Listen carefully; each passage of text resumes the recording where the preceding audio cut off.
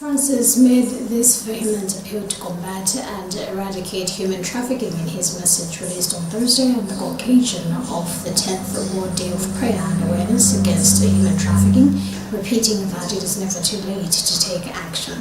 Lamenting that trafficking often goes unseen, the Pope thanked the media that bring to light modern forms of slavery as well as the culture of indifference that surrounds it.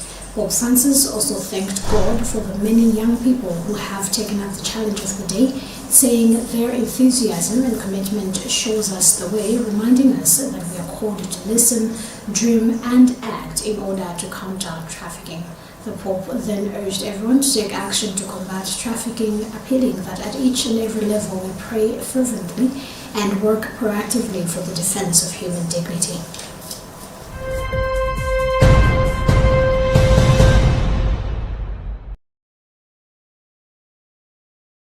State President Dr. Luntha has said that 197,809 jobs have been created in this fiscal year.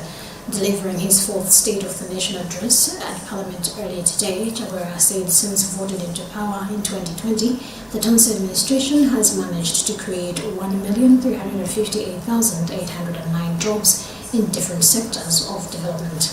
On energy, Chagwera says his administration has managed to end blackouts and that target of raising generation to 1,000 megawatts is on target. On debt reforms, Chagwera says the country will prefer grants and concessional loans going forward. And on revenue collection, Chagwera says his administration will introduce fair tax regime.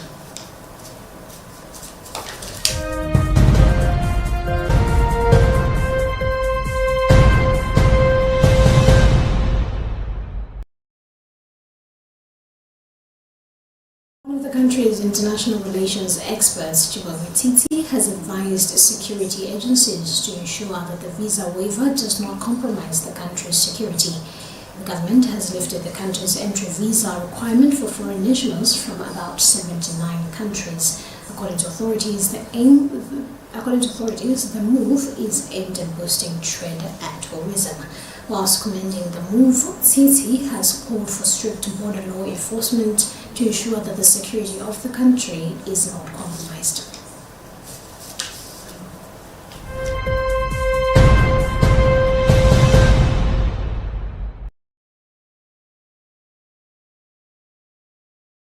Schools Association of Malawi PRISM has commended a suggestion to introduce teacher licenses, describing it as a step forward in promoting professionalism.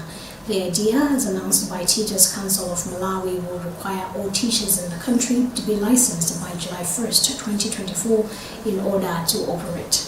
Meanwhile, Ernest Kaunga, who's president for PRISM, has welcomed the decision, saying it will help ensure that teachers in schools are meeting the necessary requirements for their level of profession.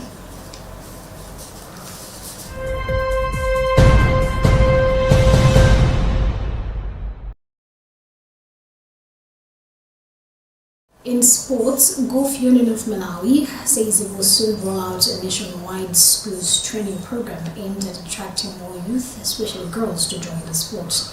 According to the union's president, Gift Diagondre, the initiative is also one way of developing golf at grassroots level, as they want to prove that, contrary to the perception by some quarters that golf is for the elite, it is a sport for all.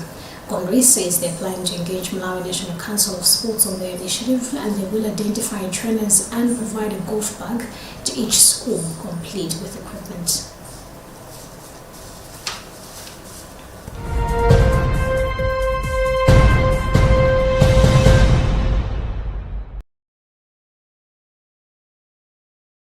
And in other news, South Africa's President Cyril Ramaphosa has said that the end to crippling power cuts in the country was within reach. Delivering his annual State of the Nation address ahead of elections this year, Ramaphosa did not offer a timetable for his promise, but he promised to increase the production of renewable energy and create thousands of jobs in the green economy. South Africa has been hit by regular blackouts after years of underinvestment in the sector by the state energy company Eskom, a situation that has damaged industrial output.